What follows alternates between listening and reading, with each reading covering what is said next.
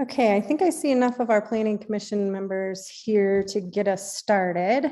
So I'll go ahead and open up this meeting. It is Monday, March 21st at 4:04 p.m. and we'll call the meeting to order. I'm going to go through and do roll call of planning commission members present. Myself, Heather Lindh here. Howard Tritz. Here. Abby Dallmann. Bryce Ehrlich. Here. Joey Edwards. Here. Lupe Bobadilla. Here. And Jamie Seiffer. Okay, and county commissioners, Commissioner Mudge. Here. Commissioner Marcella. And Commissioner Fiedler. Okay, do we have any changes or additions to the agenda? Nothing to add from staff. Okay, great. We're going to skip right on down to new business then. We have tonight, we are listening to rezoning application. It's file number 22-02, the Twin Lakes rezoning application. And what we'll do here is I'm going to just start with an opening statement on how this process will work this evening. The Lake County Planning Commission and the Board of County Commissioners will now conduct a joint public hearing. This statement I am reading shall be incorporated into and made part of the record on these proceedings. The Planning Commission and the Board of County Commissioners have jurisdiction to conduct a joint public hearing on a rezoning under Section 3.13 of the Lake County Land Development Code.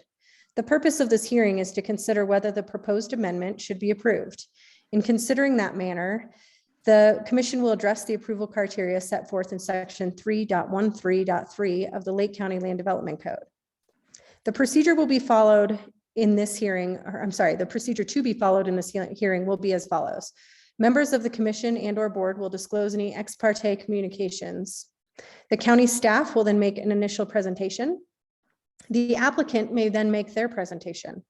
After that, any persons either supporting or opposing the application may present evidence.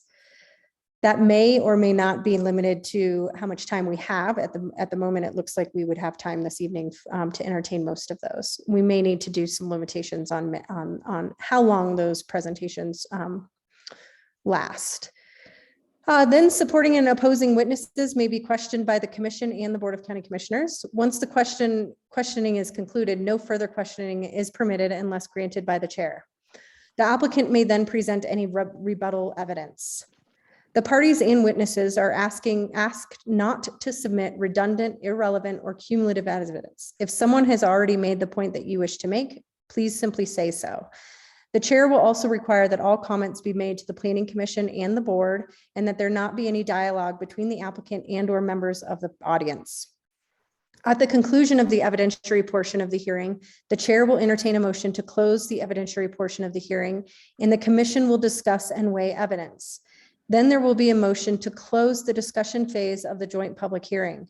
The Board of County Commissioners will then leave the meeting, and the chair of the Planning Commission will entertain a motion on the application.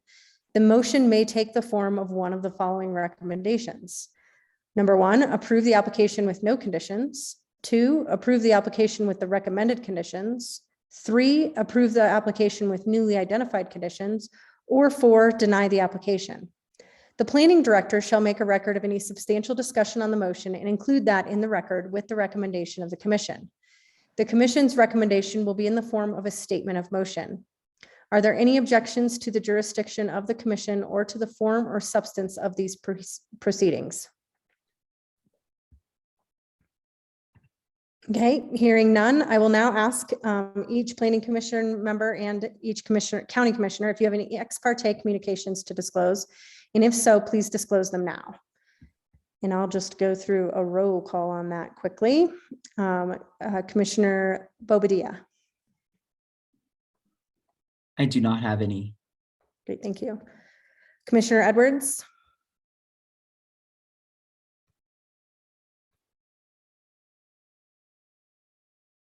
Planning Commission member Joey Edwards. Okay. Sorry, that wasn't working. No Okay. no conflicts. Okay, great, thank you. Commission member Bryce Ehrlich. Just think it's worth noting that I did work on a map with one of the applicants but that was in the planning stages before this was even in, and the application was submitted. So I have nothing to gain from that. That was in my capacity as Lake County mapper, but just wanted to make that clear. Thank you. Planning Commissioner Howard Tritz. I have none. Great, thank you. And County Commissioner Mudge. I don't have any conflict or have not had any expert communications. Great, thank you. Okay, now we'll go ahead and let, I also don't have any ex parte communications or anything to disclose. So I'll go ahead and hand it over to Anne, and she'll make the staff presentation for us tonight. Thank you so much. This is, as indicated, a rezoning application. It is consideration on the screen here, so everyone can see. These are the parcels in consideration this evening. There are 7 tracts individually owned and 5 applicants. The applicants are Joseph Franson, Arthur and Mary DuPont, the Irwin Land and Cattle Company, Larry and Cecilia Wilbanks, and Bianca Gonzalez. They are all currently within the RM zone district. This is a total, each of these individual parcels are 4 acres. And with the inclusion of these other 2 larger tracts, this one and this one, we have just over 65 acres.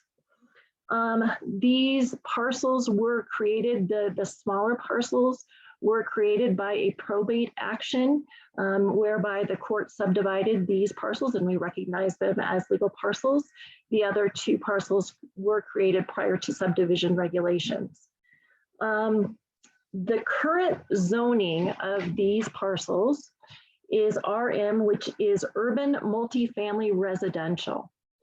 And the institutional memory suggests that the reason that these were zoned this, because they have been in place since zoning was adopted in the mid-70s, was that there was the influence of a local developer who had a long-range, lifelong dream to put into a ski area into place in the Twin Lakes areas known as Quail Mountain. And that this area was slated to serve as workforce housing or second home ownership. And that it suggested that that was part of the master plan. And staff has never been able to locate this actual planning document, but it does have a reasonable explanation of why you would see zoning of like this in such a remote rural area. Because obviously this is not an urbanizing area. And so under RM zoning, single family homes are prohibited. And it only supports residential use that is multi, meaning duplex or larger or more units than that. But that brings about a conflict in the ability, not only obviously in this, not identifying this as an urbanizing area, but infrastructure. This obviously urbanizing areas are indicative of having centralized utilities, and these areas have to be served by well and septic. In fact, these parcels are eligible for a single in-house use well, and without an augmentation plan could never service multifamily. Kind of regardless of the history of why this came to being, and kind of I've alluded to, this kind of zoning basically breaks some kind of basic core values of planning. You want to see your higher densities around your centralized services or around your urban core within the periphery of the city, not in a rural area like this. A very important aspect of rezoning to make sure that we are consistent with statutory requirements is that the zoning that is being proposed is in harmony and in compliance with the comprehensive plan. And it is very easy to identify that at the core of the comprehensive plan, this kind of density that RM represents is not appropriate in this area. In fact, the staff report included a vision statement, which just really cuts to the kind of core of future land use plan. And that says that water resources in Lake County are limited, calling for a compact development pattern with most future development occurring near Leadville, where water and sewer infrastructure and road networks are already in place or feasibly available. Geographic features such as river, wetlands, railroads, right-of-ways, reservoirs, view sheds, and mountains in all directions means that future development that is able to secure water will need to be sited and designed to work within the natural systems and infrastructure restraints, striking a balance between the right to develop private property with infrastructure realities and the limitations of the mountain geography. A further factor is that a more compact development pattern is more fiscally sustainable for the county and its public service partners than far-flung development patterns that further strain already limited resources for roads and public services. Better utilization of the land and available infrastructure in and near the city of Leadville to accommodate future demand makes sense from a fiscal and budgetary perspective and will direct the residential development patterns and commercial uses into areas that are less environmentally sensitive and constrained by geography. I think that vision statement really speaks to the fact that this current zoning is actually in conflict with the comp plan and basic planning principles. So before I just outlined within the staff report actually are some suggested motions to address this application. And I just want to also highlight that the Land Development Code has two criteria to address rezonings. And the first is that it has to be found that the zoning is consistent with the comprehensive plan. And so that's why I really lifted that up and highlighted that for the Planning Commission and the Board of County Commissioners, is that staff would suggest that at the core of the comprehensive plan, the current zoning is believed by staff to be in conflict. And so the proposal to go to recreational zoning does seem to be appropriate.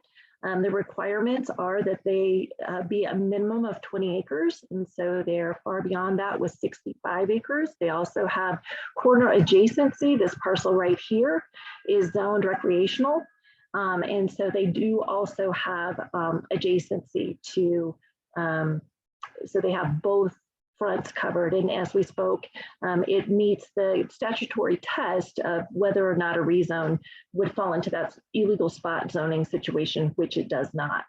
And so within the staff report is a suggested motion for approval or denial, or for a future tabling if either the Planning Commission or the board felt that no new information needed to be brought forth to the application or more robust information. So I think if I just open it up to any questions from the Planning Commission or the Board of County Commissioners to staff, and then I'd be happy to introduce the applicants and let them fill in any information that they think that I have left out or anything that they think would be beneficial.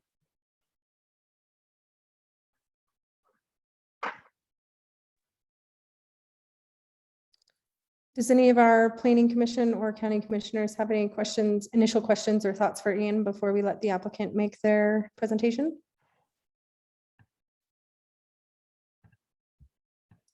Okay, hearing none. If there is somebody on the applicant's side who wishes to add to Ian's staff report, if you could, one of you could please go ahead and state your name and then go ahead with the presentation.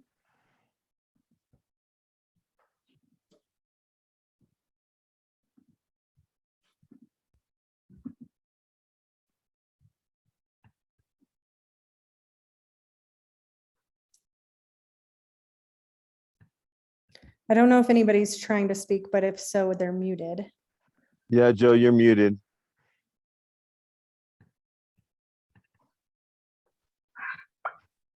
Okay, can you hear me now? We can hear you. Okay, I'm Joseph Franzen, also known as Joe Franzen, one of the applicants here. What I would have to say for this hearing is I agree with what Ann has said, and most of what I would say would be redundant. I would basically just add in that I think by changing this zoning, it would be a benefit to our community and to the area in Twin Lakes in general. Thank you, Joe. Thank you. This is Michael Any- Irwin, okay. with Irwin Land and Cattle Company Incorporated. We own basically the 45 acres, the 2 big plots there. The only thing I could add is, with the river and being in close proximity to the reservoir, that, recreation just fits in with, what we're looking at. And, I would agree with Ann also. Thank you. Do we have any other of the applicants that wanted to add anything in?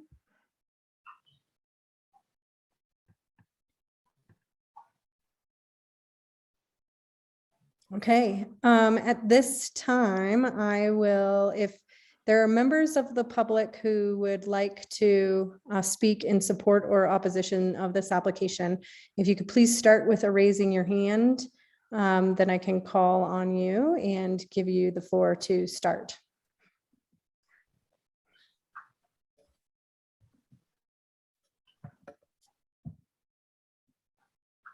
And if you don't know how to raise your hand, also there, it's in the little reactions button on the bottom of your page, but I also don't know that there's many folks here that may want that. I'll just give it a minute or so. I see Kyle Jesse. Yeah, Kyle Jesse, go ahead. Hey, everybody. We own some land a little bit further down here. We're actually going through a rezoning process as well. But we agree with everything that kind of Ann was saying. It really does seem to fit within the comprehensive plan, getting more spots here for residences to go up. It doesn't seem like there is a imminent ski resort going in place. So getting it rezoned so that people can build single family homes would be great. Thank you, Kyle.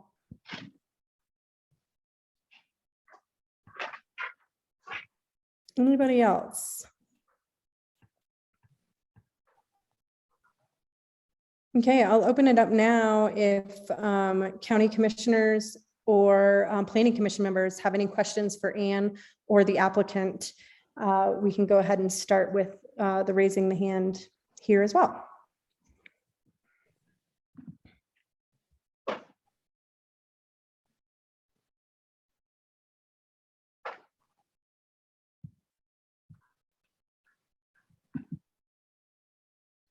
Okay, Commissioner Mudge.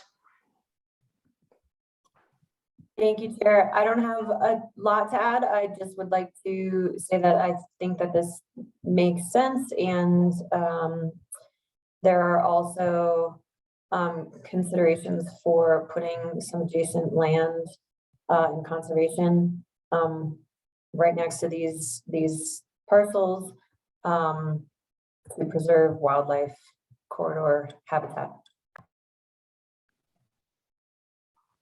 Great, thank you.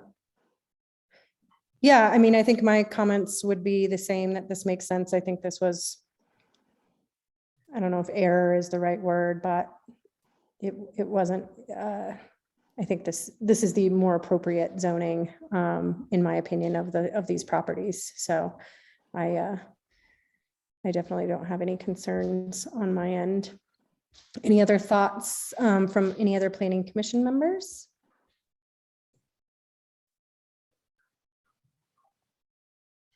Guess I'll go ahead and echo that. I think it's appropriate, especially considering that 5 of these parcels otherwise are like literally undevelopable or unusable under current zoning. So just in the interest of having landowners be able to have some sort of rights to their land, it'd be great to rezone it appropriately. Thanks, Bryce. Also similar to what Bryce said, Heather, and what you just echoed, I think it's just pretty clear of what everyone has been saying. And I think it's just, it makes sense of just the rezoning. So yeah, it's just, everything's clear. Great, and I have a thumbs up from Tritz. Yeah, Heather, you know, back in the day when Quail Mountain looked like it was really going to be a reality, that was probably a good thing to do, to have your workers close at hand and had second homes there, close to the mountain. And, but that's been a long time ago. And I seriously doubt that Quail Mountain's ever going to recur as a skiing area again. So no, I think this is a good thing to do. Thanks, Howard. I do have a question that I didn't get a chance to ask staff. The small in-holding there in that tall parcel, should that be included, or why? Would you just restate for us why that is not included? So that's that power plant that is, so it's just, oh, sorry, I'm treating this like it's GIS. I was trying to, and Bryce, can you speak to that as well? It's, Yeah, so that's owned by Excel, and so that's a state regulated, public utility, so totally different than county zoning. Thanks for pointing that out. That's for clarification. I think that helps people understand that. Do you have any other commissioners? How about Commission Member Edwards? Did you have any thoughts on it? No, it makes perfect sense the way it's done. Thank you. It's very clear. Thank you. Okay, well, I'll ask one more time if there's any members of the public that have any, or any commissioners that have any questions.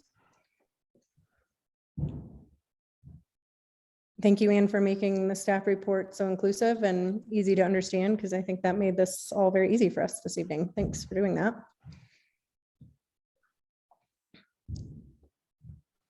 Okay, if I hear none, then I will entertain a motion to close the public hearing.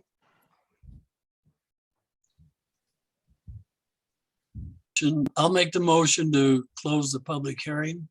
I'll Second, second that motion. Great. All in favor of closing public hearing? All right. Aye. aye. At this time, we'll bid Commissioner Mudge a very nice evening. Thank you. Everybody else, you're welcome to stay on. We can't have any more public comment or participation, but at this time, the Planning Commission will entertain a motion on the application and make any discussions. And from that recommendation, staff will then take that to the county commissioners at their next meeting. So at this time, do I have anybody who wants to make a motion on the file? And we'll need Anne's beautifully drafted motion to do that. Heather, I'll make the motion. Howard Tritz, move the Planning Commission recommend approval to the Lake County Board of County Commissioners of file number 22-02 RM Twin Lakes rezone. And further finding that the proposed rezone is determined to be consistent with the Lake County Comprehensive Plan. Second, Great. Any discussion on the motion? Hearing none. I'm going to do a roll call vote just because I think that's easier for us to do here on Zoom. So Commission Member Ehrlich, aye. Tritz, Aye. Edwards, Aye. Bobadilla, Aye. and Lindh, aye. Motion carries. Thanks again, Anne, for doing all the work on that. That made it very easy for us tonight.